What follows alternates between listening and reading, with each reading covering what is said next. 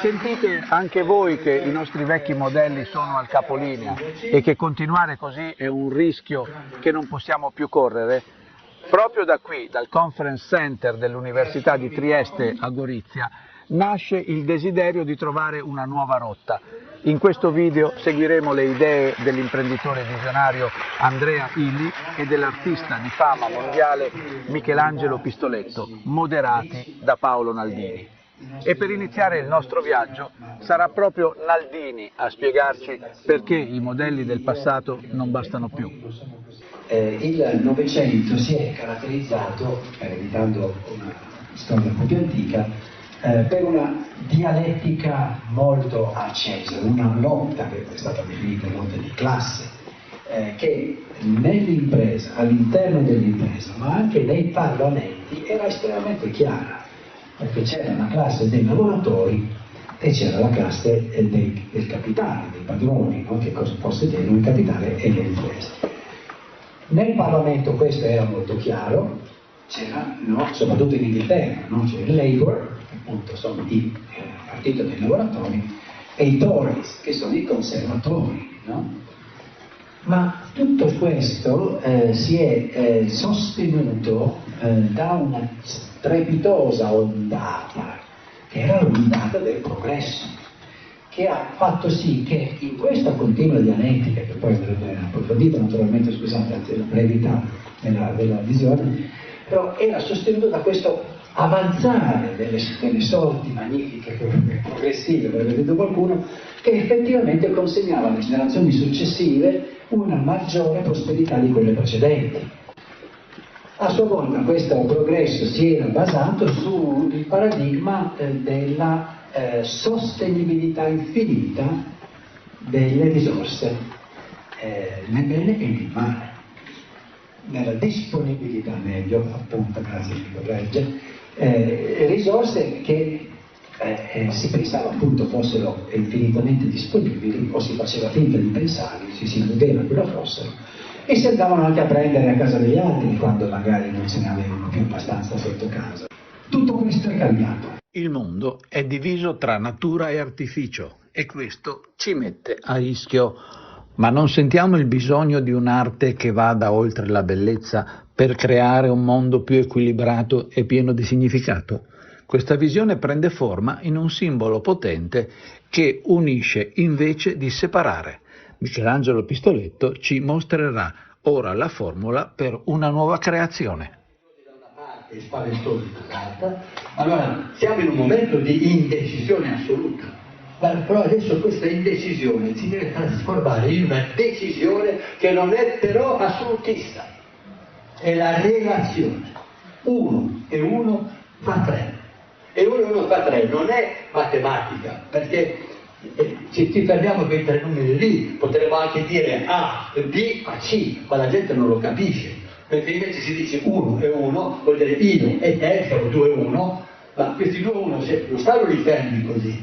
I 2 e 1 si trovano nel cerchio centrale continuamente, perché non esiste nessuno che vive da solo, viviamo sempre assieme ai due.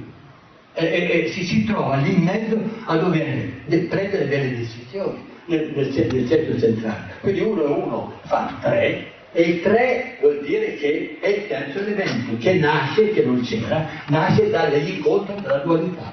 Quindi il terzo elemento è l'elemento nuovo, che potrà a sua volta diventare uno di due elementi che va da una parte all'altra per trovarsi per i terzi elementi e via dicendo.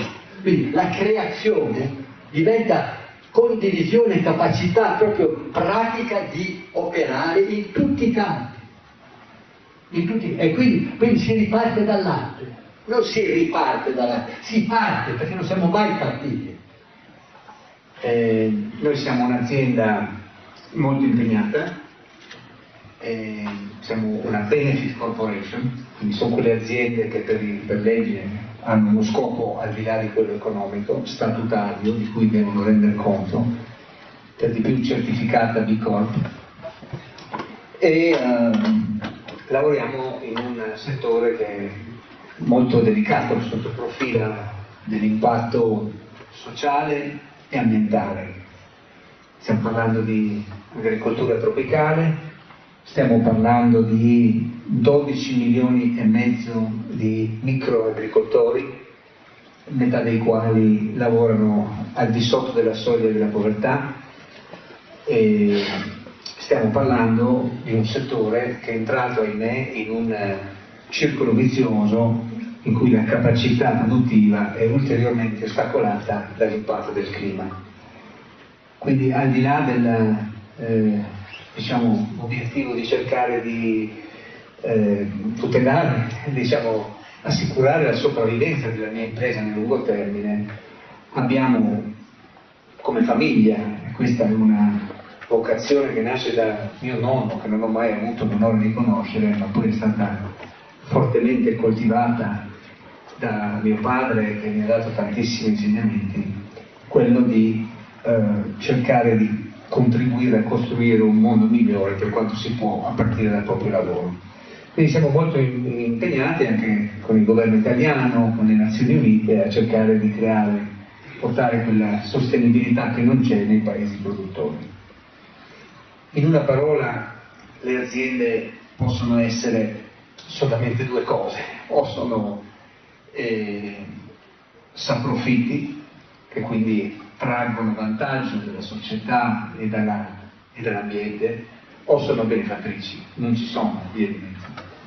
E io vorrei che la Linkapel sia un'azienda apprezzata per cercare di essere, per quanto possibile, del più benefattrice che non sfruttatrice. Ecco, questo mi ha portato ad abbracciare nel 2018, dopo un anno sabbatico, un modello di agricoltura rigenerativa che abbiamo applicato, non vi dilungo su questo, con dei successi che chiamo more than you can dream, più di quanto tu possa sognare, una meraviglia. I due fondamenti di questa economia, questa società, questa economia rigenerativa sono: uno, la circolarità, ma non solo, e l'altra è la rigenerazione, perché bisogna investire non meno di 2-3% del PIL mondiale per conservare quegli ecosistemi che non sono ancora deteriorati, ma con un obiettivo diverso, che non è l'obiettivo da sempre noto di proteggere gli ecosistemi dalla mano predatoria dell'uomo, bensì dall'autodistruzione che si è innescata con la crisi ambientale. E abbiamo avuto tanti esempi anche qui dalle nostre parti, anche in Carnia, la tempesta Maya, il Bostrico, ce n'è ogni giorno uno, di meccanismi di autodistruzione innescati dalla natura stessa. Non ce lo possiamo permettere. Non ce lo possiamo permettere, quindi noi dobbiamo pagare dei soldi per cercare di conservare gli ecosistemi che altrimenti morirebbero da soli. E in più dobbiamo cercare, per quanto possibile, di ripristinare quelli che abbiamo già perso. E questo il conto è tra i 3 e i 4 trilioni come minimo per cominciare. Stiamo parlando quindi di un nuovo filone di attività economica che esiste, ma in forma embrionale e soprattutto non di business, non profittevole. E bisognerà trovare il modo di farlo, magari pagheremo l'IVA non più al 22 ma al 19, il 3 sarà una tassa ambientale per cui poi si va a investire in quella roba lì, ma nei prossimi anni la società a livello mondiale deve attrezzarsi per iniziare a fare questa roba, la conservazione ambientale seriamente. E cambierà anche la cartina geopolitica, perché oggi i paesi più potenti sono quelli che hanno più dollari. Domani, quando il capitale naturale verrà opportunamente attrezzato, i paesi più potenti potrebbero essere quelli che hanno più boschi o più ecosistemi, chi lo sa. Sicuramente non come adesso.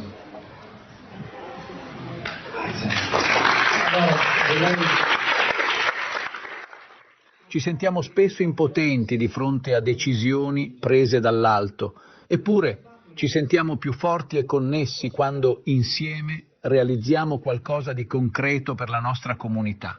Allora, per unire la visione dell'arte al motore dell'impresa, non ci serve proprio uno strumento pratico che permetta a tutti di partecipare, Pistoletto ci dà una chiave per passare dal pensiero all'azione. Il terzo elemento di questo Stato dell'arte, oltre alla politica e alle religioni, che cos'è? United Enterprise. Arte e imprese unite. Sì, United Enterprise in arte.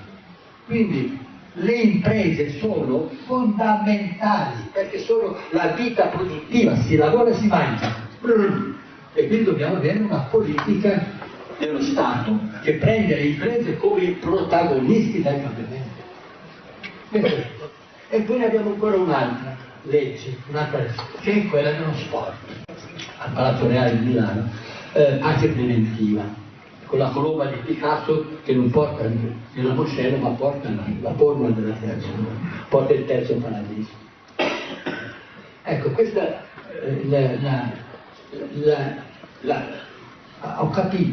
abbiamo capito che lo sport è già un sistema pratico ed esiste in tutto il mondo, con una legge mondiale, con tantissime leggi per tutti gli sport, che è già la democrazia, è già un sistema di pace preventiva. È diventare noi stessi un centro di rigenerazione ogni giorno con ogni nostra scelta. Chiude Andrea Illy con un invito finale ad una nuova società rigenerativa. Diciamo, clean tech sarà rischioso e doloroso, perché buttare via tecnologia che potrebbe avere ancora decenni di produzione per sostituirla con una più sostenibile non è un gioco da ragazzi. Però i cicli economici, ancorché con tempi più lunghi di quanto è stato previsto istituzionalmente, con gli obiettivi della climate change, con gli obiettivi del Green Deal, con tutto quello che si vuole, sono tutti sovrastimati, perché è normale quando si vuole creare un senso dell'urgenza fare il cosiddetto overshooting. Ciò detto, solo un pazzo adesso potrebbe comprare una tecnologia obsoleta che per di più è anche più costosa, oltre che più rischiosa. Quindi il progresso arriva, sono migliaia e migliaia e migliaia di curve di esperienza in tutti i campi e entreremo in ci stiamo già entrando in questa società rigenerativa. Però è importante che alla guida ci siate voi, ecco perché democrazia. Per questa nuova mappa, per questa speranza concreta, ringraziamo Michelangelo Pistoletto e Andrea Illy per aver condiviso con noi la loro potente visione di cambiamento del mondo. Ora la conferenza è finita. Il vostro viaggio inizia ora. Il mondo da fare inizia da noi.